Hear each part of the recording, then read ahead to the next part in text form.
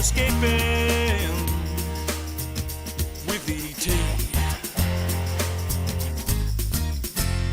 Well, I finished my yabby pumping and now I'm back in the boat and we're up on the sand flats here on the beautiful Port Hacking River.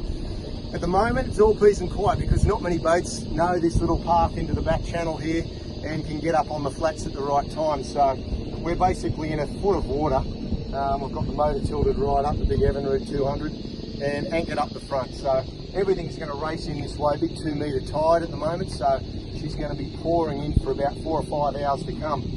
Now I'm going to rig up. I'm going to go from use basically these rod and reels, which are nice and light, the Shimano's, 2 to 5 kilo, or even 3, 4 kilo sort of max. You get a nice springy tip on the rod, which is really important. This one here I've been using to chase flathead, so I've got the Gamakatsu jig head and a nice pink rubber tail there, and that's one of the Shimano's. Beautiful lure. I'm a big fan of paddle tails. Anyway, I've got 15-pound fluorocarbon trace on here, so what I'm going to do, I'll go back and take it off, and I'll put a length of 4-pound fluorocarbon, so you can mix and match. I've just got 10-pound braid on. It's nice and light, and you can use it for so many different species. I've got a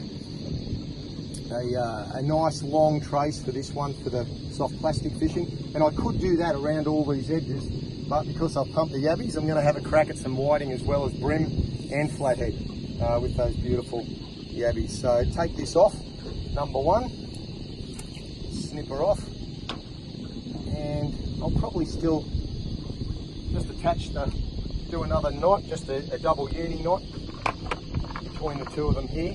So I'll just cut this 15-pound.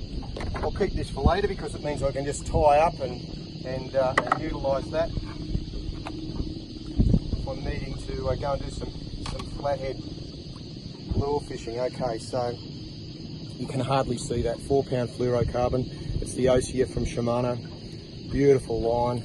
And when you're up on the flats in crystal clear water, you need to use stuff that the fish can't see or find it very difficult to see, because it's going to increase your bites. Now if I use 6-pound, I'm going to get less bites. If I use 10-pound, less bites, and 15-pound, even less bites. So if I use 4, I'm going to be able to fight the fish, get him to the boat, and I'm going to have a lot more hookups. That's generally the way things work.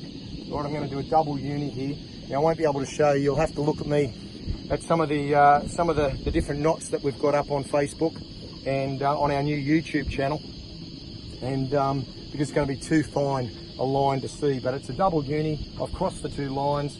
I'm just going to flip the 4-pound over, run it over the main line about 4 times, so through the hole. Actually I'm going to do about six times with this light stuff.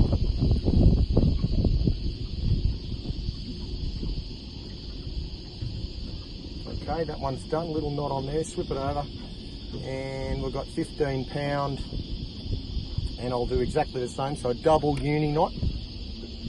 And it's a really good knot because the 2 knots actually form and join together and push against each other.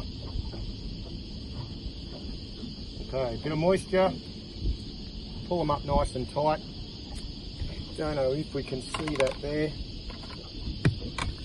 but that's the uni knot right here, right my fingers are there. That's the knot. That's a little bit lumpier than some of the knots you do, but it's one of those ones that it'll make sure the knot won't come undone. It's really super strong, and I've put 4-pound onto 15-pound, so there's quite a difference there, but that'll come up just nice, won't hook up through the runners as well, which is all important. Okay, now some 4-pound line. I'll grab it down here, a nice length of it.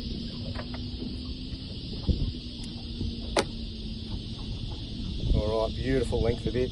Now what I'm going to do, because it is super shallow here, I just want a very light rig. So we've got these Gamakatsu, these worm hooks. They're actually insane. There they are there. Razor sharp. Razor sharp. So size 4. And this is a value pack. You can get them in good numbers, so 25 in that pack. You do go through them pretty quickly when you're fishing for whiting. All right, so what I'm going to do is I want a nice small sinker. Something very small. What have we got here?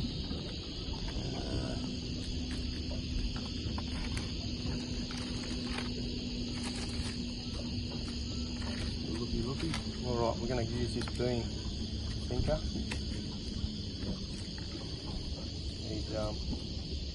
I'm going to put a nice little Gamakatsu swivel on. It's only a little fella, but it's rated at 28 kilos, so there's no way it's going to break. I'll grab one of those out of the pack. All right, and what I'll do first, I'll actually tie the swivel on first. So it's nice and easy, tie the swivel on.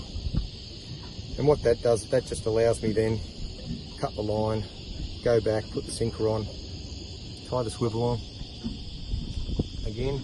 So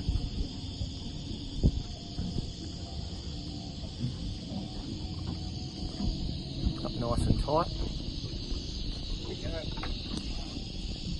Well, I hope you enjoyed my fishing video. If you did, make sure you like it and comment below. If you're new to this channel, subscribe and tell a friend, and make sure you press the notification bell so you're notified of our next video.